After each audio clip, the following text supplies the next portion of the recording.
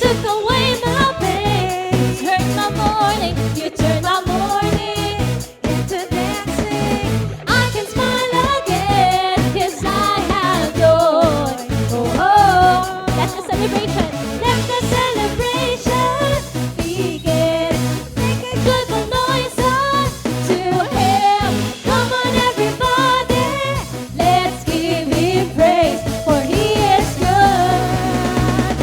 You have given me a joy that won't stop and will never leave, so I will praise You with gladness. For You are good. Sing, You have given me a joy that won't stop and will never leave, so I will praise You with gladness. For You have done. You turned my sadness into gladness. You turned my sorrow into joy.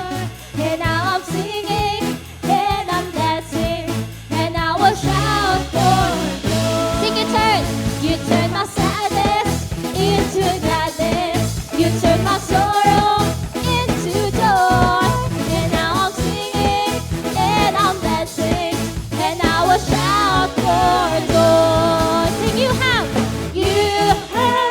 given me a joy that won't stop and will never leave, so I will praise You with gladness. For You, sing it out. You have given me a joy that won't stop and will never leave, so I will praise You with gladness. For You are good. For You are good. You are good, Jesus. For You are good. Oh, You are good. You are good. Hallelujah, You are good, Jesus.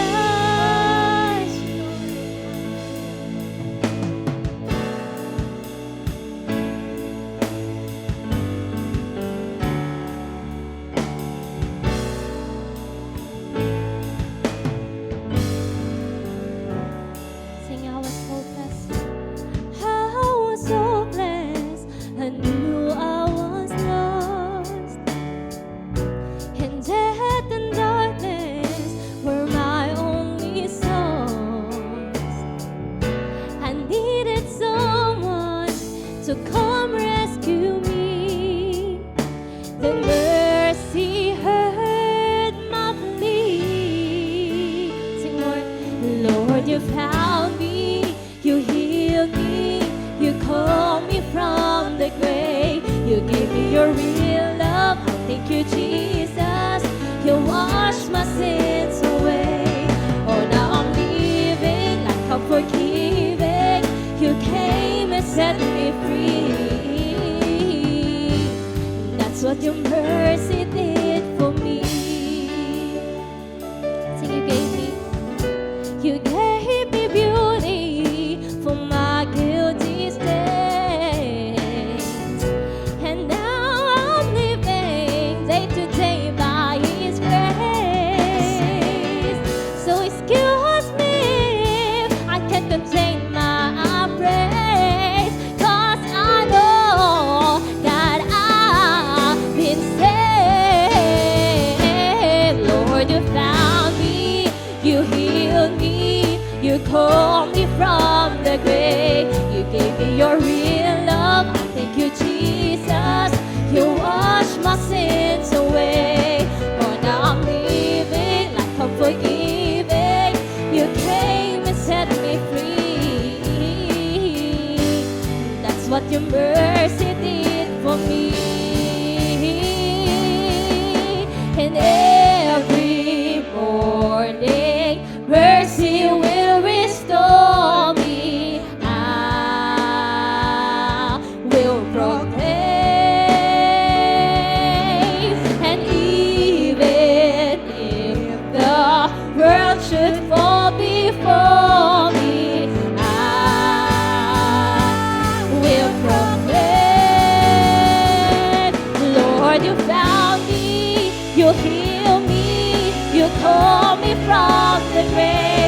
gave me your real love. I thank you, Jesus.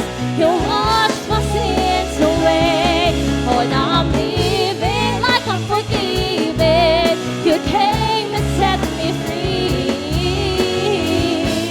That's what your mercy did for me. Oh, sing it out again, Lord. You found me. You healed me. You called me from the grave. You gave me your real love. I thank you, Jesus.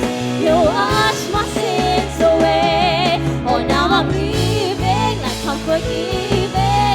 You came and set me free. And that's what your mercy did for me. That's what your mercy did for me, Lord. And that's what your mercy did for me.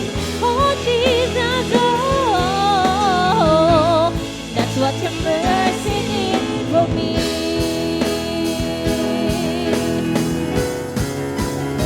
Sing, I worship you, my God. I worship you, my God. I love you. I love you. Forever I will sing. Forever I will be with you. Be with you. I worship you, my God. I worship you, my God. I love you. I love you. Forever I will sing. Forever I will be with you. Be with you.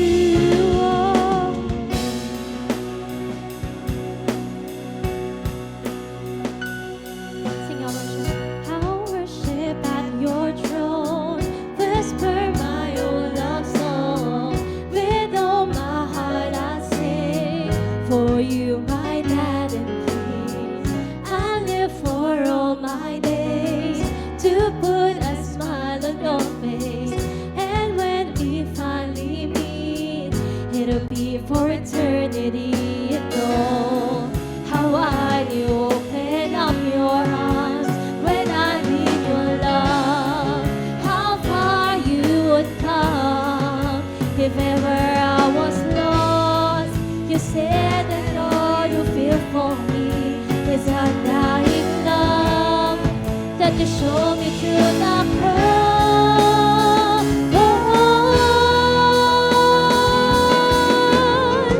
I worship you, my God. I worship you, my God. I love you. I love you. Forever I will sing. Forever I will be with you. Be with you. I worship you, my God. I worship you, my God. I love you. I love you. Forever I will sing. Forever I will be with you. Be with you. Oh, Jesus, we worship you, Lord. Thank you for your mercy. Thank you for your love, Jesus. Oh, God. We worship you, Lord. Oh, for every person in this room right now, for every person who feel afraid, for every person who feel anxious, who feel worried, who are sick, who feels insecure, our God can draw us out from the pit of destruction. He showed His love to us through the cross, His undying love, His great love for each every one of us. He is our deliverer. He is our Savior. He is our helper. So right now, can we show our love to our God right now? Let us worship Him with all our hearts. Let's sing. I worship you, my God. I worship you, my God. I love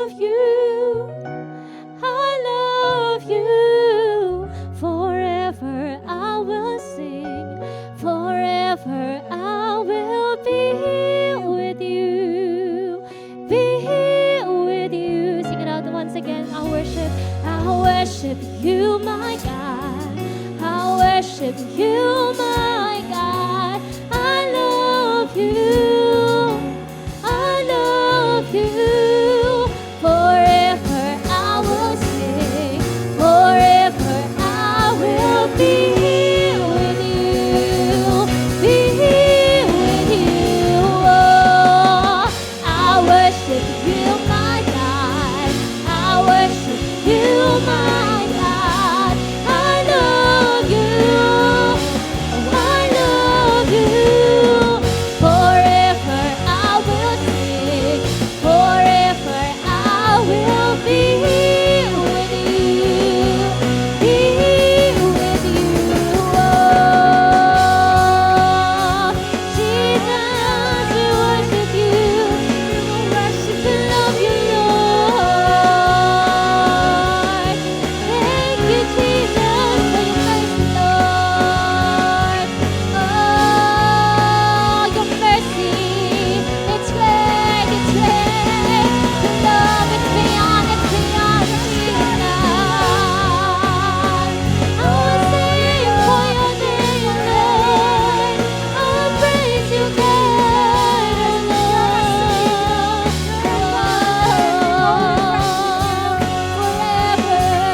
Forever, Jesus. Oh, we sing for you, Lord.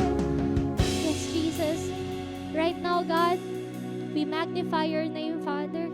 Ang aming mga kamay ay nakataas lamang para sa inyo, Jesus.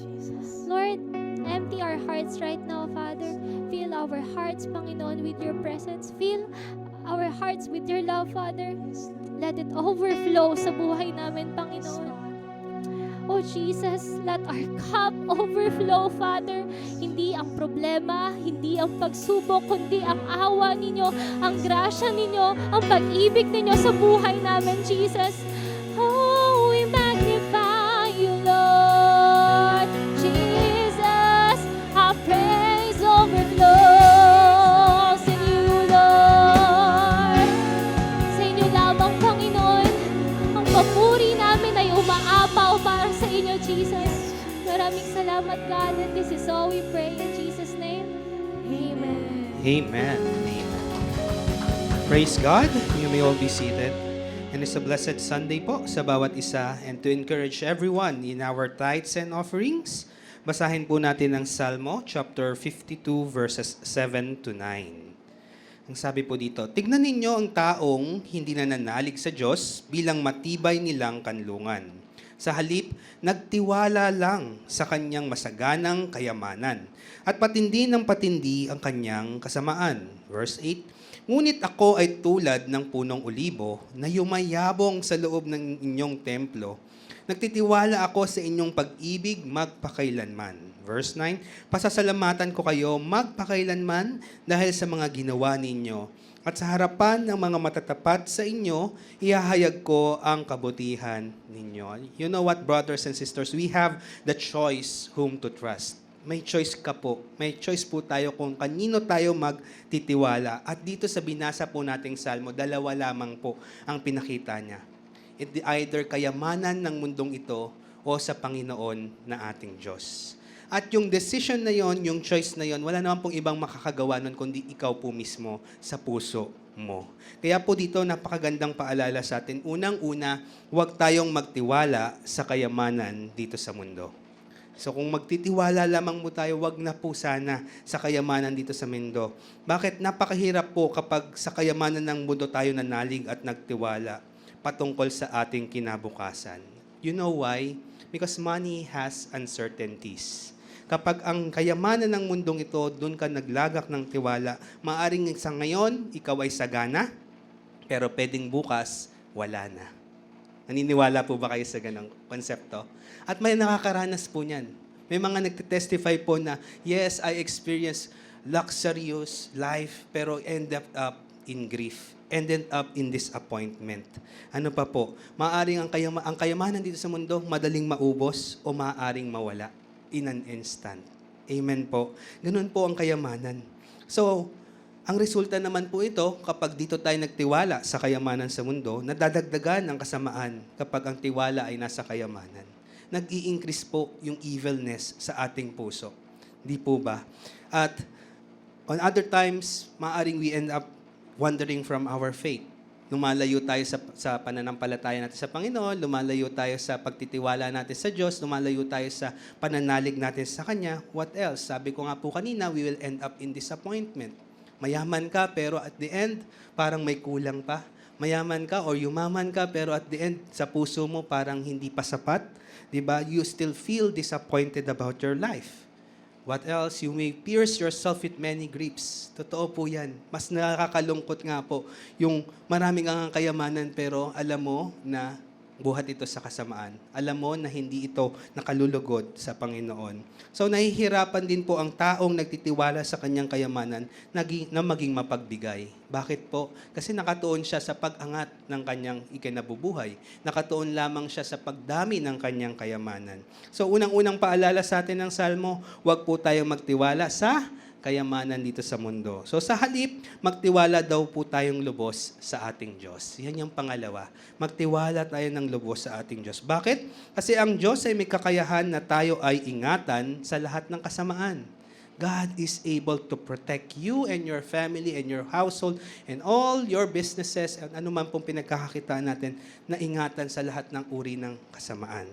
Pangalawa po, ang Diyos ay may kakayahan na palaguin tayo tulad ng isang punong olibo. Sabi po sa verse 8, inahalin tulad niya po ang kanyang sarili sa isang puno ng olibo na saan daw po tumutubo? Sa templo ng Diyos. Tingnan natin yung konseptong pong yun. Ano ang puno ng olibo? Kung titignan natin, pag sinabing puno ng olibo, it continues to grow over the years. Ang lifespan po niya, hindi po panandalian. Hindi po temporary. Ang olibo po, it can grow up to 100 years. Wow! Diba? A lasting wealth, a lasting value ng buhay mo. Bakit? Kasi nagtiwala ka sa Panginoon. It flourishes. Patuloy pong lumalago. It remains steadfast. Ibig sabihin, dumaan man po ang problema, anumang bagyo, pero ang puno ng olibo nananatiling matatag. Diba? It has its own beauty. Nakakatuwang pagmasda ng puno ng olibo. Ma-amaze ka sa itsura nito. Diba? Tingin ka po sa katabi mo. Ayan. Tulad po ba ng puno ng olibo? Yes, amen. Dahil nagtitiwala po siya sa Panginoon. Ayan. Huwag niyo lang po tignan, baka maugat. Ayan. Biro lamang po. Ayan. It has a blessings to other people and to animal. All its nature from sa bunga ng olibo, sa kanyang pangangatawan, sa trunk niya, sa kanyang mga dahon. Pagpapala po yun. Lahat po ng parte ng olibo nagagamit po. Ayan, ganun din daw po ang buhay ng taong nagtitiwala sa Panginoon. Pagpapala din po pala sa ibang tao. Of course, napakagandang paalala saan po siya tumutubo inside the temple of the Lord. Ibig sabihin, wala pong ibang mag-aalaga sa atin. Wala pong ibang magpapaalago sa atin or magpaparana sa atin ng flourishing, ng pagiging steadfast, no other than the Lord our God. So ang Diyos ay iniibig ang mga nagtitiwala sa Kanya at Siya ay mabuti sa kanila. Tatandaan po natin yan dahil tayo po ay nagtitiwala sa Panginoon. Amen? And last but not the least, pangatlo po, tayo ay magpasalamat sa Diyos magpakailanman. Ayan, labing mapagpasalamat po tayo. Ang taong nagtitiwala sa kayamanan, napakahirap pong magbanggit ng pasasalamat yan. Lagi pong akin na, asan na, ganyan po laging nababanggit yan. Pero yung thank you, hirap na hirap po yan. So, again, ang Panginoon na ating Diyos, marami siyang mabuting bagay na ginagawa sa ating buhay. Amen? Araw-araw ng ating buhay, marami po tayong nararanasan na kanyang kabutihan. At again, ini-encourage po natin ang bawat isa na magkaloob sa Kanya. Bakit po? Kasi ang pagbabalik ng ikapo ay pagtitiwala sa Kanya. Amen po ba? The 10%, the tithes, as you put it inside that envelope, that 10%, alam niyo pong kalakip niyan, tiwala niyo sa Panginoon na magpo-provide siya. Tiwala niyo sa Panginoon na tinuturing kanyang tulad ng puno ng olibo, inihahanda para sa paglago, inihahanda po para maging pagpapala sa iba. Yan po ang kalakip ng 10% natin, ng pagkakaloob natin sa Panginoon. And how about these three offering envelopes. Alam niyo po, ito yung binanggit kong pangatlo. Pasasalamat natin sa kanyang kabutihan, sa kanyang pag-ibig sa ating buhay. Sa pagkakaloob po natin ng ating offering, sabi natin, Lord, we thank you sa bawat blessing.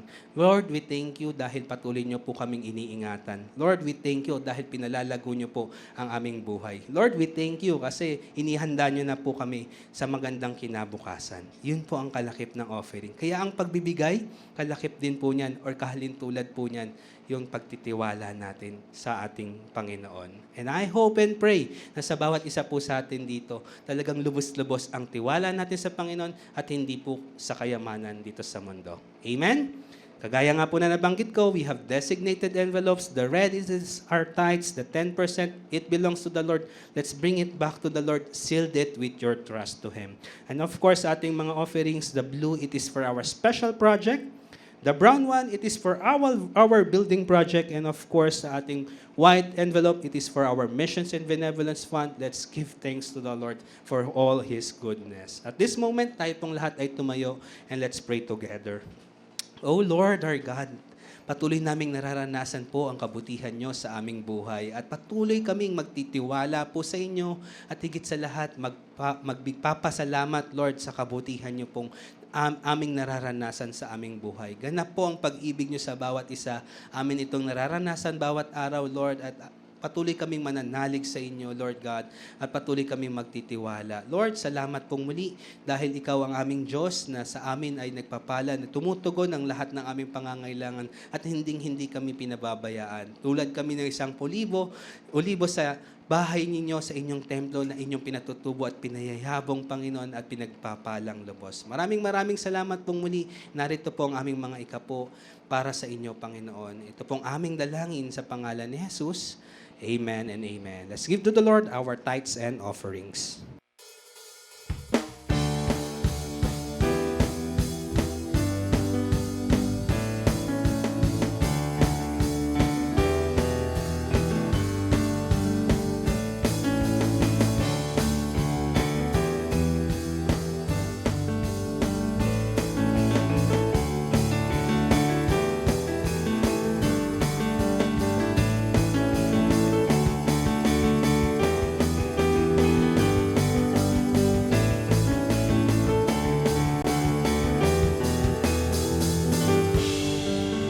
Good morning. It's the first Sunday of May. Praise God. We are in the house of the Lord. Palapakan po natin ang Panginoon.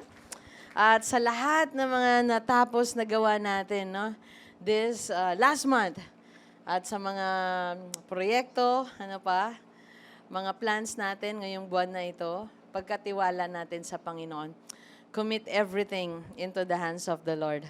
The title of our sermon this morning, Loving as Jesus Did. This is the continuation of our series on the book of 1 John. So bakit sumulat si John dito sa pinag-aralan natin simula last Sunday sa 1 John chapter 4, no? Verses 1 to 6, tinuruan tayo ni Brother Chris. The Christian's Guide to Knowing the Truth from Lies. Dahil marami po sa panahon ni John ang namumuhay na merong kaalaman, okay? Pero they are arrogant, they are unholy, walang pag-ibig. Para sa kanila, may spiritual life ka, may kaalaman ka, pero okay lang kung ano man yung buhay mo.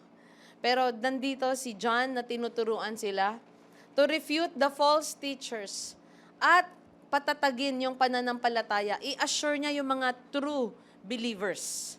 Okay? So, ito ay kanyang pag-refute, pag-attack niya sa mga false teachers, ang Epistle of John, at ito naman ay pagpapalakas niya sa mga genuine believers. So tinuruan tayo ng Sunday, our guide to knowing the truth. Check before you believe. Test every spirit. Dahil napakaraming false prophet dito sa mundong ito. Hindi lang sa panahon natin, no? Noon pa ay marami na. Consider what they say about Jesus. Kapag may mali silang sinasabi patungkol kay Jesus, do not listen to them. Okay? Those who teach that Jesus is just a man, He's just a prophet, Do not listen to their teaching. What else? Carefully study God's Word. Madali mong ma-identify ang false kapag alam natin ang trolls. ang truth. Okay? Focus on the truth. Encounter the culture and consult with other Christian for guidance. Lagi tayong magtanong, sumangguni din sa bawat isa at tanungin, tama ba ito?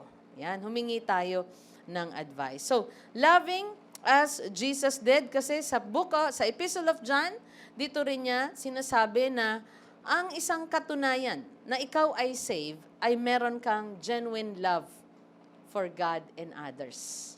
Okay?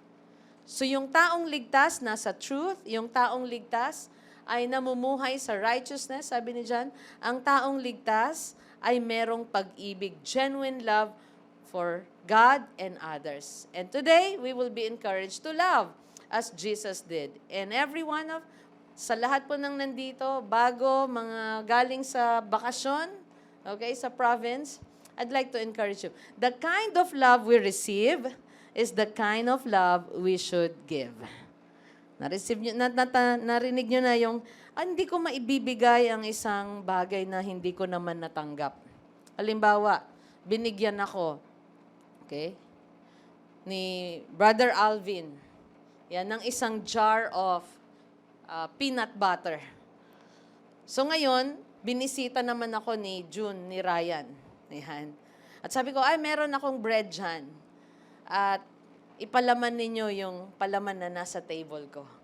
Sa tingin niyo, ipapalaman nila ay, wow, ang sarap naman nitong strawberry jam na ito. Okay. Wala pong strawberry jam kasi hindi ko natanggap yon. Okay. Ang natanggap ko na binigay ni Brother Alvin ay peanut butter. So, ano ang mai-spread nila sa bread? Peanut butter because that's what I receive. At yun din ang may offer ko. Yun din ang maibibigay ko. At yung klase ng pag-ibig na binigay sa atin ng Panginoon, naranasan natin sa Kanya, ay yun din dapat ang pag-ibig na ipagkaloob natin sa iba. Kaya sabi din ni John sa epistle niya, di ba? See what kind of love the Father has bestowed upon us. Okay? Parang alam mo ba yung pag-ibig na binigay sa atin? Anong klaseng pag-ibig yon? Di ba? Nakakamangha. Kaya ngayong umaga, again, the kind of love we receive is the kind of love that we should give. Let us read our passage. 1 John chapter 4, verses 7 to 13 only.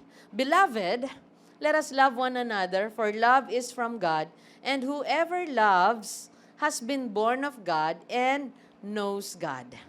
We are encouraged to love. At tinawag din tayong love people. Beloved, mga minamahal, magmahal tayo. Di ba?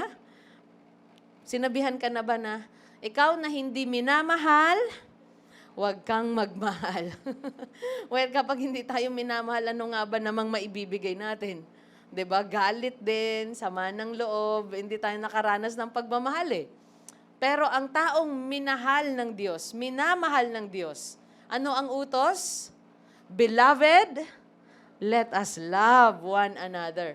For love is from God, and whoever loves has been born of God and knows God. Verse 8, anyone who does not love does not know God, because God is love. Kung walang pag-ibig mula sa atin, hindi natin tayo nakapagbigay ng pag-ibig, ay para din wala sa atin ang Panginoon. Hindi natin siya kilala because God is love. In this, the love of God was made manifest among us, that God sent His only Son into the world.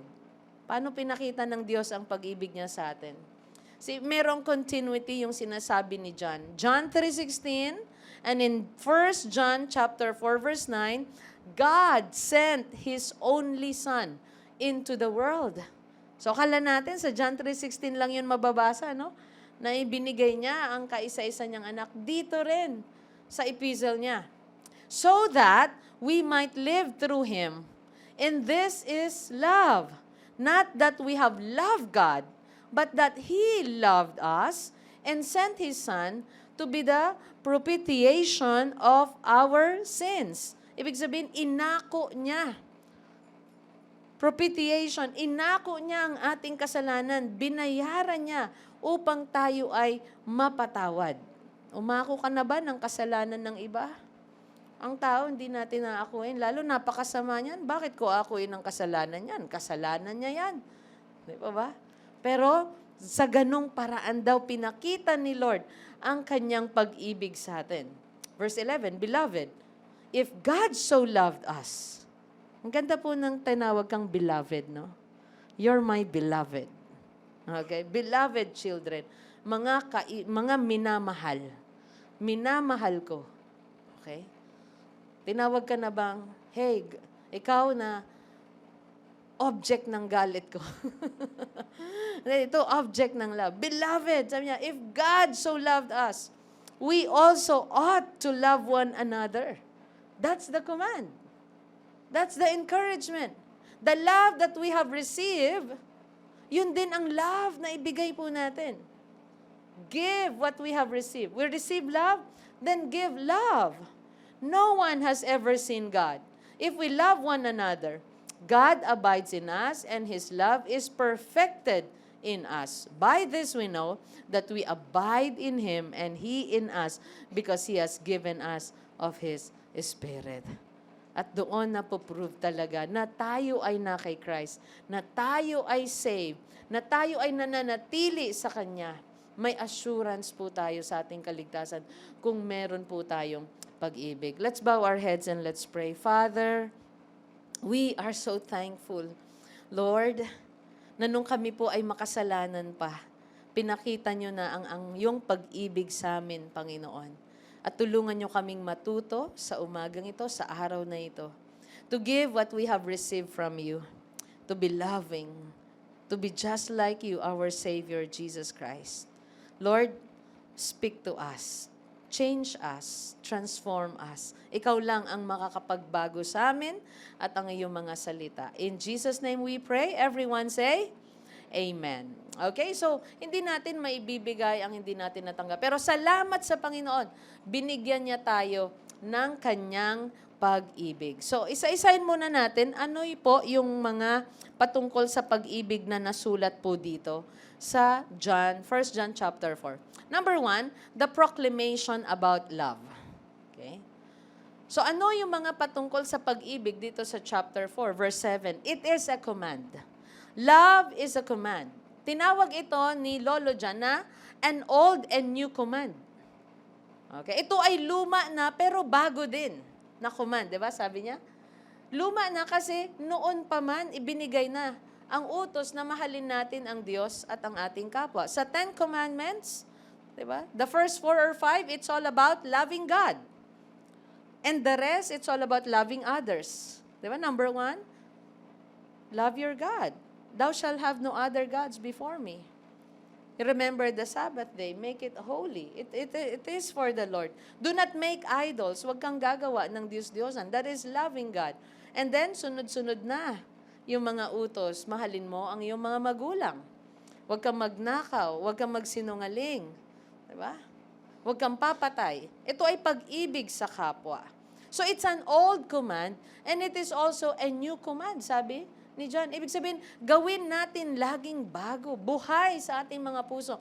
Ang command na ito. And si Jesus, grabe po, pag nag-elevate ng utos ng Panginoon, sabi niya, love, di ba? Love others as you love yourself. Ano sabi ni Jesus sa disciples? Love others as I have loved you. Grabe. Mahalin mo ang iyong kapwa tulad ng pagmamahal sa sarili. Pero sabi niya, mahalin mo ang iyong kapwa. Mahalin mo ang iba katulad ng pagmamahal ko sa iyo. Napakagandang pag-aralan po ng pag-ibig. Kasi ito yung bagay na kailangan lumago tayong lahat. Question, kumusta ang iyong pag-ibig? Ito ba'y lumalago? Are you growing deeper in your love for God? Or bumababaw? Or lumalamig? Kasing lamig ng bakal na na-airconan. Nadikit na ba kayo sa bakal na na-airconan? Okay. Pero nadikit na rin ba kayo sa bakal na naarawan? Have you experienced that? Okay? Yung naarawan, lalo ngayong summer, gusto mo bang madikit? Ayaw. Pero dapat ganun ang pag-ibig natin. Kapag lagi kang lumalapit sa Panginoon, lagi kang nananatili sa Kanya, ang pag-ibig mo, di ba? Umiinit. Hindi lumalamig. It is the greatest command. Okay? It is a command. Ano pa? It is the greatest command. Ano yung sabi? What's the greatest commandment? Well, love the Lord your God with all your heart, soul, mind, and strength. And love others as you love yourself. It is the greatest command. Loving God and others, this is the sum of the whole law. So it is a command. So do not neglect. Pag sinabi mong utos ito, ang pag-ibig ay utos, ibig sabihin, huwag natin kakaligtaan. Huwag natin kakalimutan. See to it that it is being observed. Sa panahon ng mga Israelites, ano lagi ang sinasabi ng Panginoon, ng propeta? Mahalin ang Diyos, sundin ang tuntunin niya. And it will be well with you. See to it that we observe it, we obey it. See to it that we are growing in love. See to it na habang tumatagal tayong Kristiyano, nag-iedad tayo, dumadami ang kaalaman natin, lalong lumalalim ang pag-ibig natin. Dumarami ang kakayahan natin, ang pag-ibig, ang kayamanan natin, no? Kaalaman at kayamanan, lalong dumarami, dapat lumalalim ang pag-ibig natin. Sabi ni Paul, knowledge puffs up, but love builds up. Ang dami niyong kaalaman, ang dami niyong mga gifts, mga kakayahan, pero lahat yan walang, it doesn't count kung walang pag-ibig. See to it. Kaya sabi niya sa verse 7, 1 John 4, Beloved, let us love one another. It is a command. For love is from God, and whoever loves has been born of God and knows God. Study to love God deeper and deeper. We study the Word para lalo nating mahalin ang isa't isa. Why do we study the Word? Why do we attend services, trainings, seminar? Because we want to excel. Gusto natin na lumago tayo. At sa paglago natin, mag-excel din tayo sa pag-ibig. Sabi ni Paul, excel in love, in faith. Lumago ka doon. Excel in giving. Lahat po yun ay expression din po ng love sa Panginoon. Okay, so tell the person next to you, loving God and others, it is a command. Utos ito. See to it na nasusunod po natin. Number 2, the proclamation about love, it is from God. No other source of love. Wala tayong ibang source ng love kundi ang Panginoon. Kaya kung hindi tayo connected sa Lord, we cannot truly love others. And young people, if you are looking for true love, naalala nyo yung pinag-aralan natin, where to find true love? Kanino mo matatagpuan sa Panginoon? Sa taong may pag-ibig sa Panginoon. May true love. Okay. Kahapon, nasa harapan namin isang motorcycle at sabi ko, Millie, parang si Alvin ito. Sabi, hindi yan si Alvin. Ay, oo nga. Walang solid ground in Jessica. Simula nung nakita ko nagsuko ng buhay ito sa Panginoon, nakita ko ang true love niya. Yan. Sa asawa, sa pamilya, at sa Panginoon. Amen? Amen. Alright. May true love. Kung naghahanap ka ng tunay na pag-ibig, hanapin mo ito sa taong may pag-ibig sa Diyos. Dahil kung wala siyang pag-ibig sa Diyos, anong meron siya? Pag-ibig sa mundo, sa kayamanan, pag-ibig lamang sa napansarili. At kung doon ka niya idadrag, at doon ka niya dadalhin, maliligaw ka. No other source of love, siya lang. Let's read 1 John 4:7-8. Beloved, sabi dito, let us love one another, for love is from God. God is our source of love. And whoever loves has been born of God and knows God. Anyone who does not love does not know God, because God is love. See, natuto tayong magmahal, natuto tayo na magsakripisyo, natuto tayo magbigay dahil naranasan natin ang tunay na pag-ibig na mula sa Panginoon, sa Diyos. Remember the first day, natutunan mong mahal ka ng Diyos. At in-explain sa'yo, paano akong minahal ng Diyos. Makasalanan tayo. Pero, ibinigay niya ang kanyang buhay, ang kanyang sarili para sa atin. Hindi tayo karapat-dapat, pero minahal niya tayo. See? Yan yung pag-ibig na ibinigay sa atin ng Panginoon. And He is our source of love. So do you want to love God more and more? And others? Gusto nating lumalim ang pag-ibig natin sa isa't isa? Draw near to God. Get closer to Him every day. Kilalanin natin siya araw-araw. Gusto mong ibigin pa ng mas matindi ang spouse mo, ang asawa mo? Diba? Gusto mong hindi magbago at hindi maglaho ang pag-ibig mo sa iyong asawa? Sino po rito yung may asawa pa? Taas nga po ang kamay. Usually, tinatanong yung walang asawa eh. Sino yung may asawa pa? Diba? Hanggat may asawa, meron tayong mamahalin. Okay?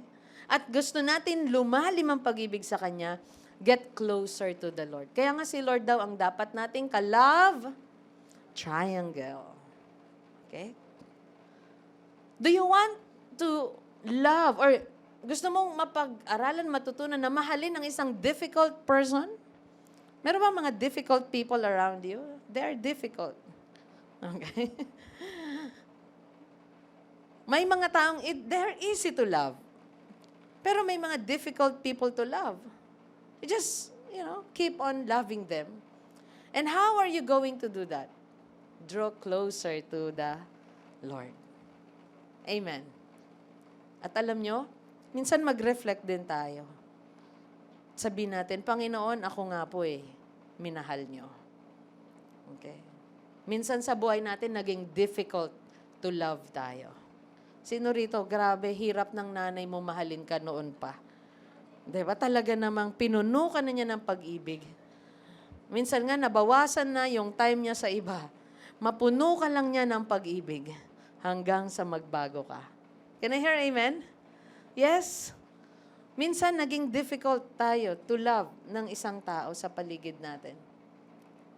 Again, our source of love. Para magawa natin lahat yon, lapit tayo sa Panginoon. So God is our source of love.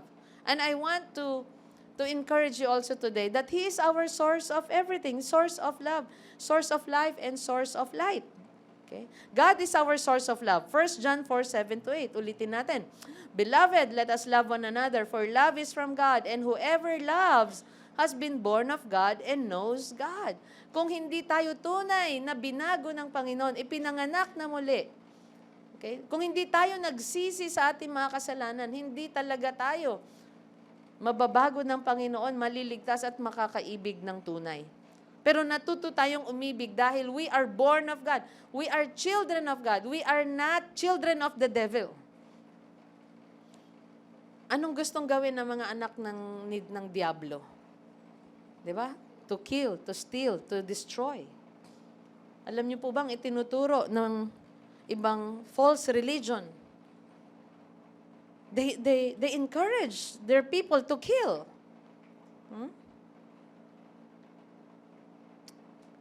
Whoever loves has been born of God and knows God.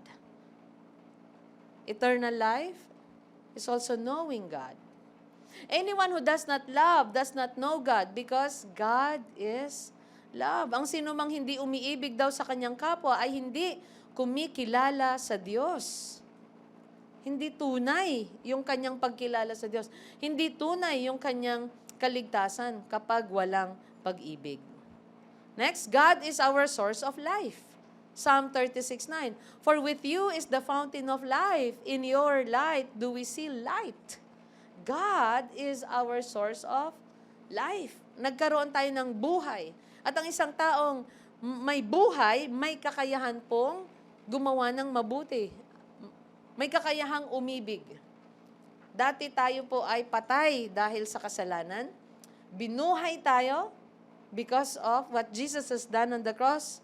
Sumampalataya tayo, nagsisi sa ating kasalanan, binigyang buhay tayo.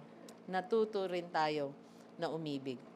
1 John 1:1-2, that which was from the beginning, which we have heard, which we have seen with our eyes, which we look upon and have touched with our hands, concerning the word of life, the life was made manifest. Nagtetestify dito si John, narinig namin, nakita namin, nahawakan namin siya. Sabi niya si Jesus, and the life was made manifest, and we have seen it, and testify to it, and proclaim to you the eternal life which was with the Father and was made manifest to us. Wow. Siya ang pinagmumulan ng buhay na walang hanggan, na nahayag, sabi niya, nakita namin at ngayon ipinapaalam namin sa inyo.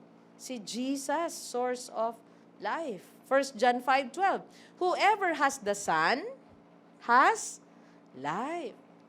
Sino mang nasa kanya si Jesus, na anak ng Diyos, ay may buhay. May buhay na walang hanggan. Whoever does not have the Son of God does not have life. He is our source of love. He is our source of life. He is our source of life. Another about source of life, 2 Timothy 1:1. Paul, an apostle of Christ Jesus by the will of God, according to the promise of the life, na kanino daw ang buhay? That is in Christ Jesus. May kamatayan pero may buhay na walang hanggan kay Kristo. Palapakan po natin siya. He is our source of life. What else? God is our only source of light. 1 John 1:5-7. This is the message we have heard from Him and proclaim to you that God is light. Nagliwanag ang buhay natin. Naliwanagan tayo. Na-enlighten tayo. Ang sarap po ng mukha, tignan ang mukha ng naliwanagan. Okay? Ng taong binago ng Panginoon. Ng taong na born again. Ng taong pinatawad ang kanyang mga kasalanan. Nagkaroon ng kaliwanagan. If we say we have fellowship with Him while we walk in darkness, we lie and do not practice the truth. But if we walk in the light, as He is in the light, we have fellowship with one another, and the blood of Jesus, His Son, cleanses us from all sin. He is our source of light. Kung tayo ay naliwanagan niya, lalakad tayo sa liwanag. Kung tayo ay nabigyan ng buhay niya talaga, tayo ay buhay sa pagsunod at sa paggawa ng kabutihan. Are we learning? Can I hear amen? Number 2, the purpose and power of love. The proclamation about love, God, it is a command. Utos ang umibig sa Diyos at ibigin ng kapwa. And next, the purpose and power of love. Makapangyarihan po ang pag-ibig. Amen? Love is powerful. Kaya nga, kapag maling gamit ito na napupunta tayo sa distraction. Sabi ng Song of Songs. Di ba? Harangan mo man ng kung ano-ano ang pag-ibig makapangyarihan. It's the most powerful, sabi ng iba, thing in the world. The purpose and power of love, number 1, to save those who believe in Jesus. Bakit pinakita ng Panginoon ang pag-ibig niya sa atin? To save us. Ang pag-ibig ng Diyos is inclusive. It is for all. But it is conditional to those who believe. Diba, John 3:16, for God so loved the world, it is inclusive, that He gave His only begotten Son. But whoever, that's the decision. That's the condition. Whoever believes in Him. It is for all, but it comes with a decision and condition. May condition. To those who believe. So, to save those who believe in Jesus. Kaya nga kapag ang isang tao, alam lang niya ang patungkol sa pag-ibig ng Diyos pero wala siyang pagsunod. Anong sinabi ni Jesus sa isang religious leader? Parang malapit ka na sa kaharian ng Diyos. Alam mo, pero may kulang na lang sa'yo. Yung pagsunod na lang. Kaya hindi po pwedeng may nalalaman lang tayo. We believe and wala tayong tamang behavior. Wala tayong pagsunod. Hindi pwedeng sumampalataya ng walang pagsunod. Okay. Kaya nga, ang sumasampalataya ay meron po siyang pagtalikod sa kasamaan at siya po ay may pagsuko sa Panginoon. Yun ang, it's not just, sabi nga, repentance is not just what? It's not just saying, I'm sorry, and with tears. No, it may change na dapat nangyari sa ating puso, sa ating isipan, at sa ating gawa. Okay? So, let's read 1 John 4:9. In this, the love of God was made manifest among us, that God sent His only Son into the world so that we might live through Him, to save those who believe in Jesus. Love is powerful. Amen? Ang pag-ibig ng Diyos, ibinigay niya upang iligtas tayo. Ang taong may pag-ibig, nakakapagligtas. Amen? Ang taong may pag-ibig, may nababago eh. Love is powerful. It changes our future. Dahil sa pag-ibig ng Diyos, anong nabago? Future natin. We will not perish. Hindi tayo mapapahamak. Dapat yun ang future natin, kapahamakan. Pero, dahil sa pag-ibig ng Diyos, God so loved the world. Diba? We will not perish. It changes our future, our lives. It can change a community. Tingnan niyo yung mga taong may pag-ibig sa kanilang komunidad. Anong nakikita sa community? Puno ba ng gulo, ng basura? Di, inaayos nila. Ano pa? I remember, or I will never forget, yung dog namin dati, si Sassy. Talagang sakitin siya. Alam niyo po yung parang palalayasin mo na lang or ililigaw na lang para hindi mo na makita yung kanyang skin. Nakakita na kayo ng dog na yung skin niya talagang wala ng hair. Pero kapag minahal mo, inalagaan mo, ginamot mo, di ba? Pinaliguan mo, tsinaga mo, pinakita mo ang pag-ibig mo sa kanya, kahit yung buhay ng hayop nagbabago. Can I hear amen? Yes? A family, a person, ang isang tao, kapag binigyan mo ng pag-ibig, anong mas makapangyarihan? Diba? Yung pag-ibig na pinakita, nagbabago ng sitwasyon. Tayo rin po, dapat mapahamak. Pero dahil sa pag-ibig, and this, the love of God, was made manifest among us. Ipinakita ng Diyos ang kanyang pag-ibig. Ang pag-ibig ay ipinapakita. Please tell the person next to you. Go.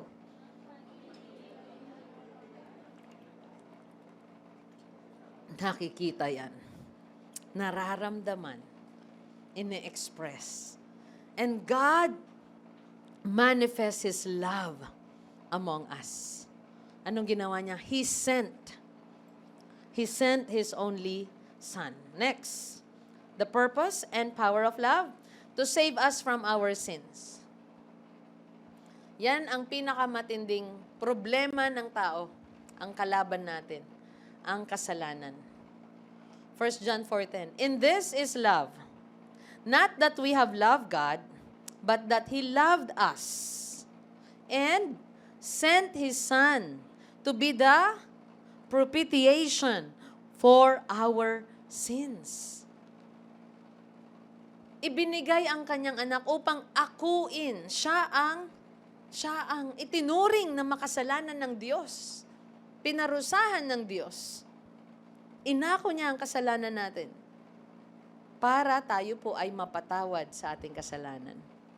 That's the love that we have received from the Father. Yan yung purpose and power of God's love. Yan yung tunay na pag-ibig. Hindi tayo ang umibig sa Diyos. Hindi tayo ang unang umibig sa Diyos. Tayo ang inibig ng Panginoon. Di ba minsan meron tayong pride na, alam mo yan, ako ang minahal yan, mahal na mahal ako yan. Di yan mabubuhay nang wala ako. Nang wala ako. Di ba, narinig nyo na yun sa isang tao. Sinong mas nagmamahal sa inyo? Ikaw o siya? Minsan tinatanong yun sa mag-asawa. And we take pride kapag sinabing, yan, mas mahal niya ako eh. Pero minsan may nagsasabi naman, hindi, we love each other ng tunay, sapat at totoo. Okay. Pero dito, pinapakita yung pag-ibig ng Panginoon na tunay. Hindi tayo ang unang umibig sa Panginoon. Are we learning? Siya ang umibig sa atin. In this, sabi niya, not that we have loved God, siya ang umibig sa atin. But that He loved us. He loved us.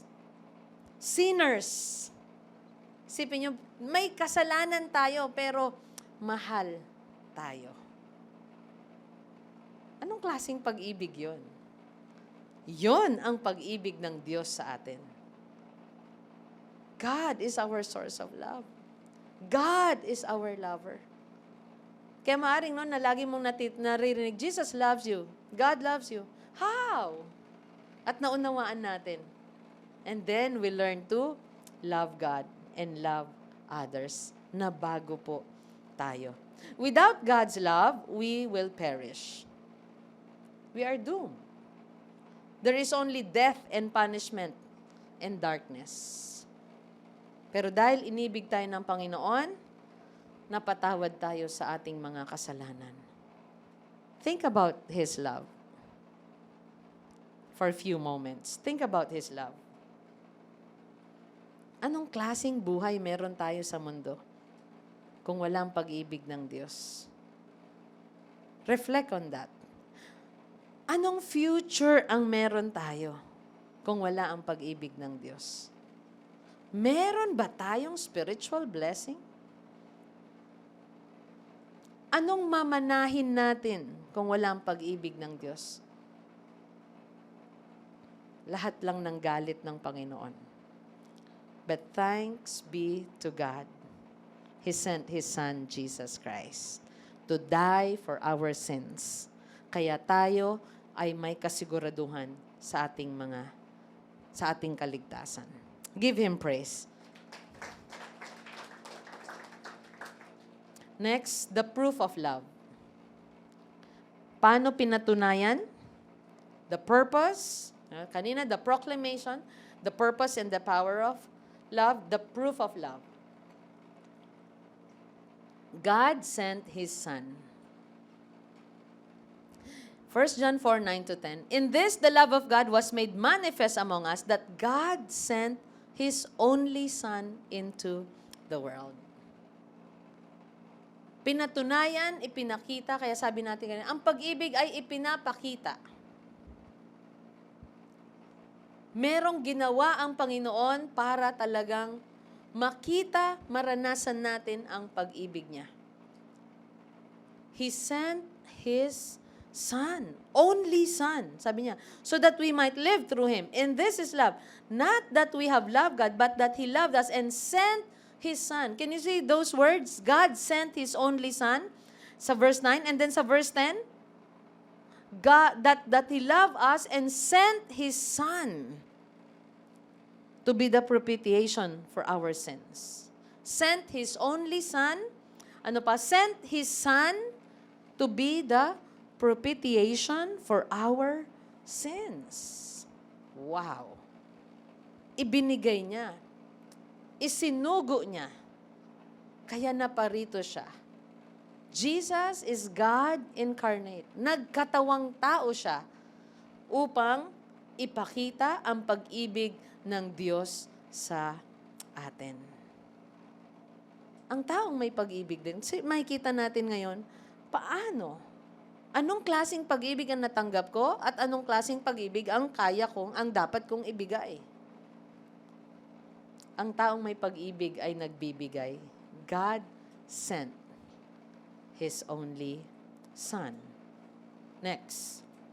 The proof of love, God's love is seen in those who love others. This is beautiful. 1 John 4:11-12, sabi dito, Beloved, if God so loved us, we also ought to love one another. No one has ever seen God. If we love one another, God abides in us and His love is perfected in us. Sabi dito, if God so loved us, we also ought to love one another. Kung ang tinanggap natin ay pag-ibig, anong ine-expect sa atin? May pag-ibig din. Diba? Kung ang natanggap ko, sabi ko nga po kanina, ay peanut butter or strawberry jam. Wow. Sa toasted bread, ang sarap i-spread nun, right? Okay? Yun din ang pwede kong ibigay. Hindi ko maibibigay ang wala ako. Nagsisinungaling ako pag sinabi kong, halika, i-spread natin sa bread. Okay? Ang guava jam. Do you like guava jam? Right. Okay. Yes, mango jam. I am lying. Di ba? Pag sinabi ko yon, kasi anong meron ako? Ano ulit yung meron ako? Base sa sinabi ko kanina? Peanut butter and strawberry jam. Okay? I am lying to you pag sinabi kong, you know what? I have a mango jam and guava jam sa bahay. Tara, enjoy natin yon. With what? With iced tea or coffee or syempre, Anmam. Anmam tayo. Okay? Okay, with Anmam. I am lying to you. So, ganun po, yung buhay ng isang tao na sinasabi niyang, na kay Christ ako. Pero you know what? I hate you. I just hate you so much. You're difficult to love. And I don't like you. And I don't want to sit with you at church. I don't want to hear your voice. Ano ibig sabihin nun? I am lying.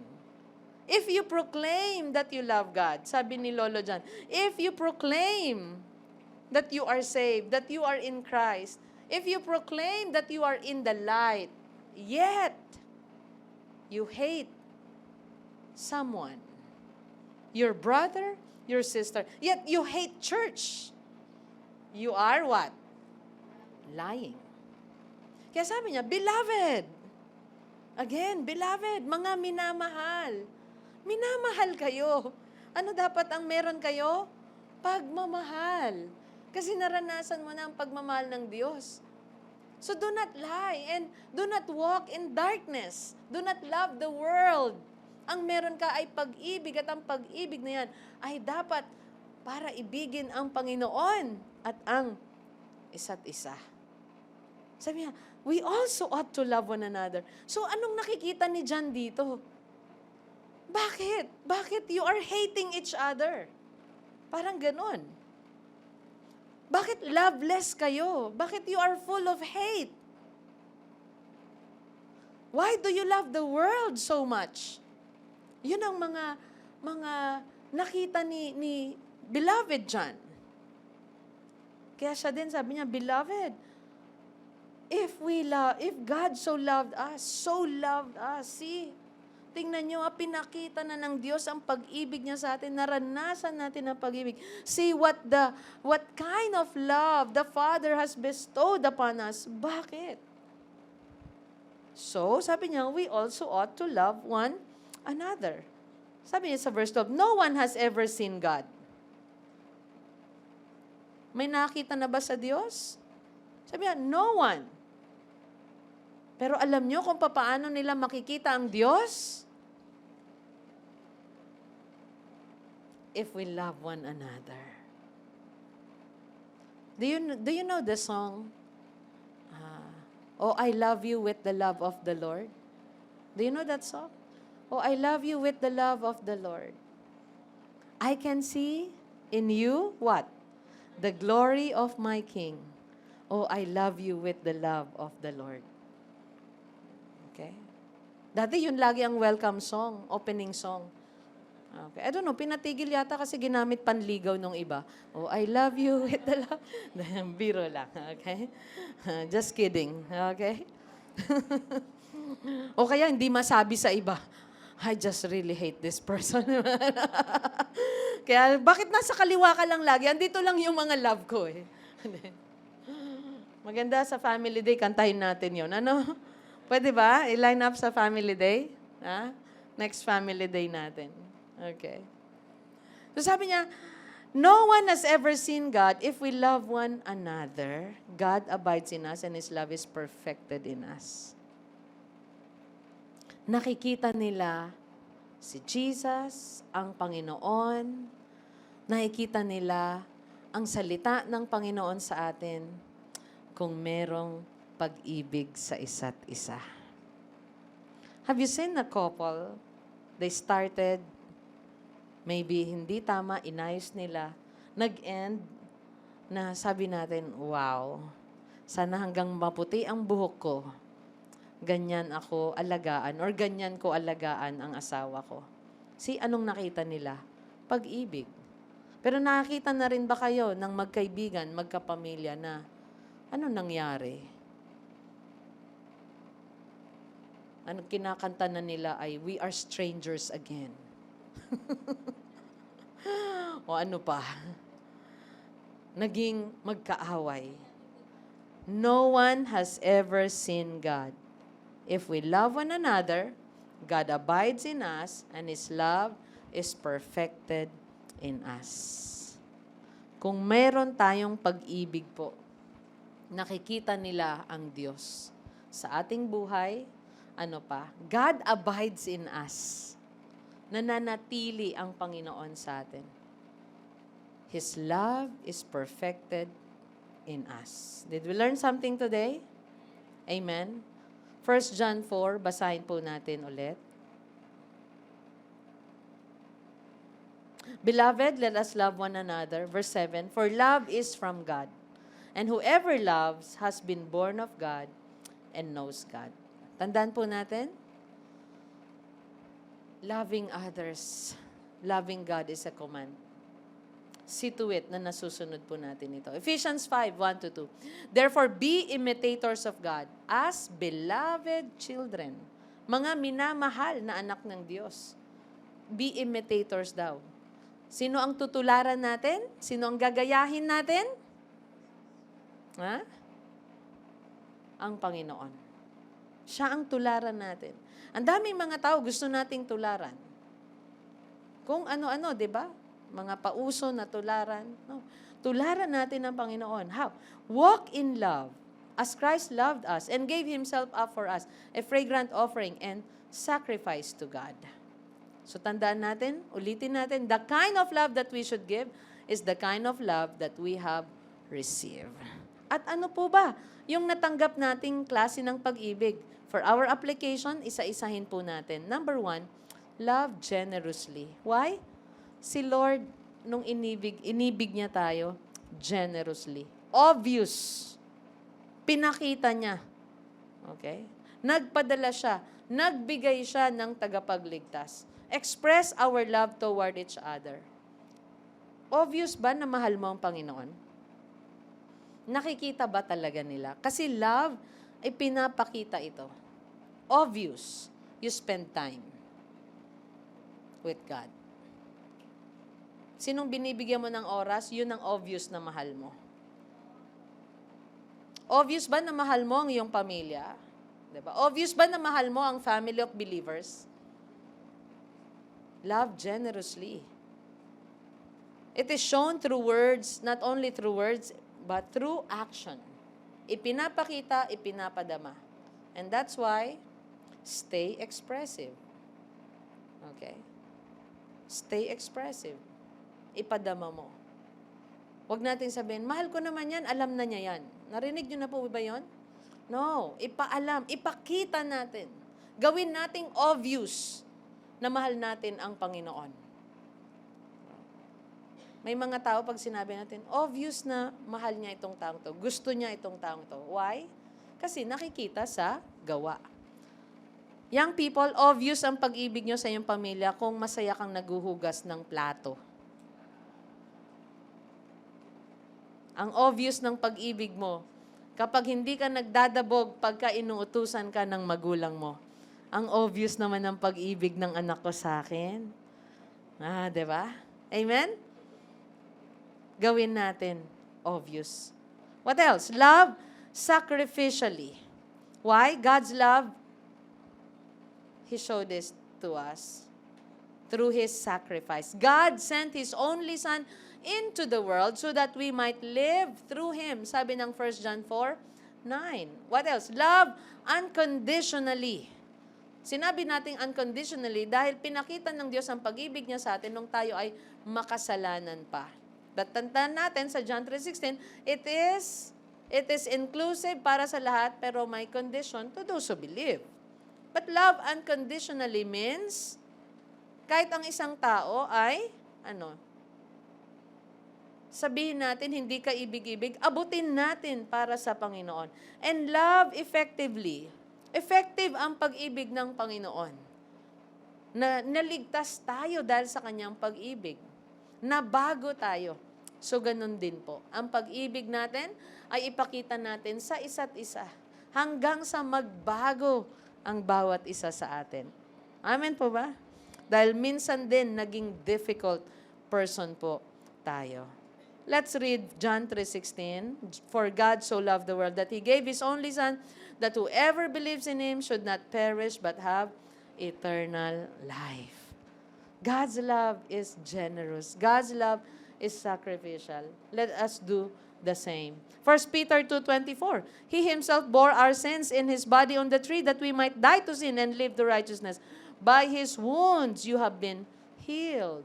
Para tayo po ay iligtas at bigyan ng kagalingan ang Panginoon. Nag-sacrifice.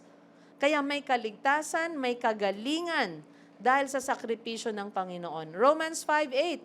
But God shows His love for us in that while we were still sinners, Christ died for us. Wow. Ipinakita ng Diyos ang pag-ibig sa atin. In what way? Noong makasalanan pa tayo, namatay si Kristo para sa atin. At mamaya po sa ating group discussion, please answer this question. How can I express my love toward God and others? How? Gawin nating obvious. At yung mga isagot natin, magiging obvious talaga tayo. Maipapakita talaga natin yung pag-ibig natin sa ating minamahal na Panginoon at mga minamahal na kapatid. For our communion, let us all stand and sing this song for Jesus. Sing, Lord, you found me. Lord, you found me. You healed me. You called me from the grave. You gave me your real love. I thank you, Jesus. You washed my sins away. Oh, now I'm living like I'm forgiven. You came and set me free. That's what your mercy did for me. Lord, you found me. Lord, you found me. You healed me. You called me from the grave. You gave me your real love. I thank you, Jesus. You washed my sins away. Oh, Lord, I'm living like I'm forgiven. You came and set me free. That's what your mercy did for me. That's what your mercy did for me. That's what your mercy did for me. Think about His love. Think about what Jesus did for you. Let us come to Him with a humble heart. Before we partake of our communion elements, may I ask that you humble yourselves to the Lord and ask for forgiveness. Sige po, personal tayong humingi ng tawad sa Panginoon sa anumang bagay na nagawa, naisip natin, nasabi natin, na alam natin hindi nakalulugod sa Kanya. He is loving. He is just to forgive us. At pasalamatan mo siya sa lahat ng pag-ibig niya na naranasan mo. Sa pag-ibig niya, sa makapangyariang pag-ibig niya na pinakita niya sa iyo. Lord, thank you for your mercy and grace.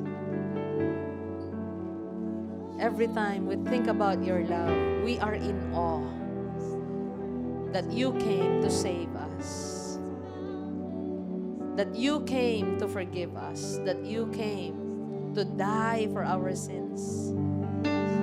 Oh, there is none like you. There is none like you, Jesus.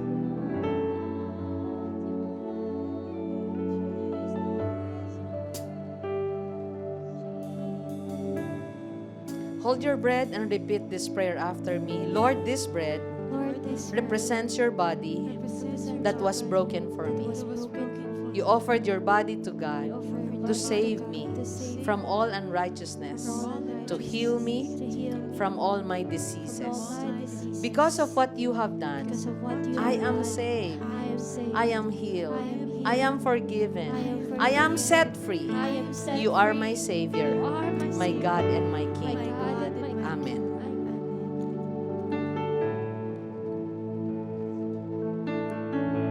Lord, this cup represents the new covenant in your blood. You offered your blood to God for me, to cleanse me from all acts that leads to death. Thank you for washing away my sins. Thank you for healing me. You made me pure and holy so that I may serve you, the living God. Amen. Lord, you found me, you healed me, you called me from the grave. You gave me your real love. I thank you, Jesus. You washed my sins away. Oh, now I'm living, I'm forgiven. You came and set me free. That's what your mercy did for Sing me. it for Jesus. Oh God, Lord, you found me, you healed me, you called me from the grave. You gave me your real love. Thank you, Jesus. You washed my sins away. Oh, now I'm living like I'm forgiven. You came and set me free. That's what your mercy did for me. Lift your hands to Jesus. Let's pray. Lord, thank you for your great and awesome love that you have shown to us. Yes, Lord. Help us to reflect your love towards others, to our family, to our loved ones and friends. Lord, sa lahat, Panginoon, ng mga taong pinagkatiwala mo sa amin, to our local church, and even, Lord, sa mga taong tinuturing namin they're difficult to love, help us, Father, to be patient with them, and help us to forgive as you have forgiven us. Salamat po, Panginoon, sa pangusap niyo sa amin at sa pagbabago sa aming puso't isipan. Thank you for all the spiritual blessings.